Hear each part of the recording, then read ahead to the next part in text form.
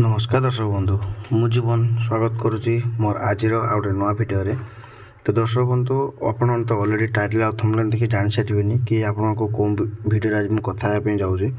तो आपन को जो मार्च मास आसे पे जाउची तो ये मार्च मास रे आपन मानकर 18 दिन बैंक बंद रहिबो। ठीक अछि, तो 18 दिन कोन पे बैंक बंद रहिबो एवं कोन कोन कारण पे बैंक बंद रहिबो तो से विषय हम आज कथा हबा। तापर जदि आपन भिडियो नुआ अछंती तो वीडियो को लाइक करे चैनल को सब्सक्राइब करने जमा ही भूलतुनि। तो दर्शक बंधु मार्च मास आपंकर 18 दिन बैंक बंद रहिबो। तो 18 दिन कौन कौन कारण बंद हो चलते मुझे आपको जनाऊँगी। देखो लिखाई आसंता मार्च मास बैंक काम बाकी रखिता ग्राहक मानक एक जरूरी सूचना। आसंता मासरे बैंक गुड़िक प्राय अधा मास अर्थात 18 दिन बंद रहिबो। होली ठारू आरंभ करी ईद एवं रामनवमी भली अनेक बड़ बड़ पर्व यही मासरे पड़ुता बेले बैंक सेवा बाधाप्राप्त होबार संभावना रही। तेणु केबे एवं केमिति सारे बैंक काम आसतु जानिबा। मार्च मास होची आर्थिक वर्ष शेष मास।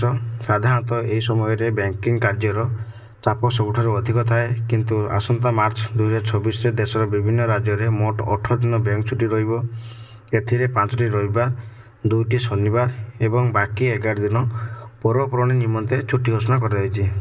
मासर प्रथम सप्ताह मार्च 1 रविवार होइतिबा बेले मार्च 2, 3 एवं 4 तारिख रे होली एवं विभिन्न पर्वपर्वाणी पई अनेक राज्य में बैंक लगातार छुट्टी रहिबो।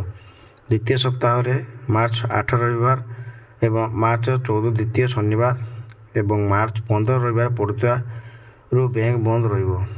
तृतीय सप्ताह रे मार्च 19 गुड़ा पाड़वा और उगादी, मार्च 20 रे ईद ए बराड़ एवं मार्च 21 रे ईद उल फितर पाई बड़ धरण छुट्टी रही। मार्च 22 रे पुणी एक रविवार पड़ुची।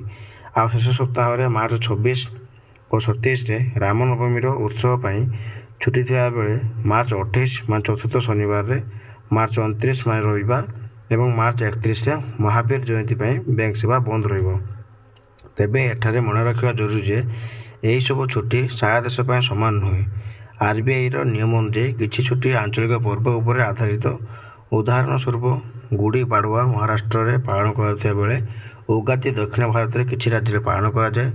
तेणु ओडिशा समेत विभिन्न राज्य में ग्राहक माने निजर आंचलिक बैंक छुट्टी तालिका जांच करने आवश्यक।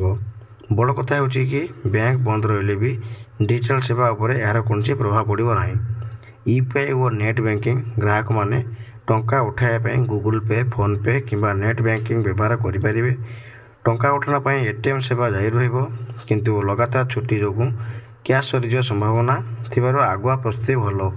से भली चेक क्लीयरेंस अधिक समय लगिपारे। तेणु जरूरी लेन देन को छुट्टी पूर्व सारिबा उचित। मार्च मासरे आपनको टिकस योजना किंबा अन्य बैंकिंग कार्य एबेठारो एही कैलेंडर को नजर रखुंतु।